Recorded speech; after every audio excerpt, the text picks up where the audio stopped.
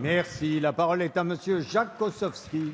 Merci, Monsieur le Président. Ma question s'adressait à Monsieur le Premier ministre, mais un autre ministre trouvera certainement la réponse.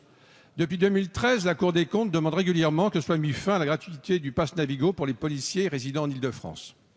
Les magistrats de cette institution s'appuient sur un décret de 2010 limitant à 50% le remboursement des titres de transport des fonctionnaires transiliens. Ce sont plusieurs milliers d'agents de terrain dépendants de la préfecture de police de Paris qui seraient concernés par cette suppression du remboursement intégral. La convention qui lie l'État et le syndicat des transports d'Île-de-France va arriver à échéance à la fin de cette année. Nombre de policiers et leurs représentants syndicaux s'inquiètent donc d'une éventuelle modification du système actuel. Et dans ce contexte, il convient de rappeler que ces agents non sédentaires ont un statut spécial.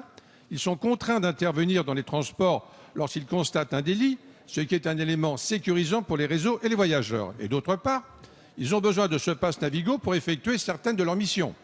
Enfin, compte tenu de la modestie de leur rémunération, en moyenne 1 400 € par mois, il leur est particulièrement difficile de trouver un logement adéquat dans Paris intramuros.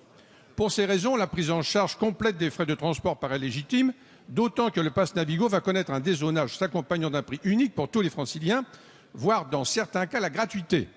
Alors, plus que jamais, nos fonctionnaires de police ont besoin d'être soutenus et aidés dans leurs tâches. Il me paraîtrait équitable que vous trouviez une solution prolongeant après 2015 la prise en charge de leurs frais de transport en commun. Merci.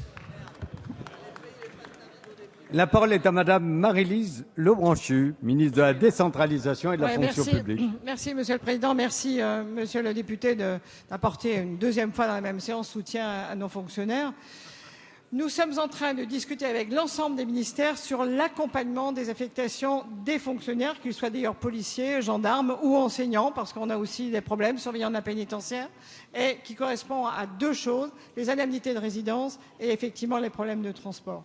Franchement, je ne peux pas imaginer qu'on supprime cet avantage sans en trouver un autre. Nous nous sommes engagés avec l'ensemble des ministères à regarder quel est le parc de logements disponible, quelles conventions on peut passer, parce que ce que vous décrivez est exact pour les policiers et pour les autres, comme je le disais à l'instant.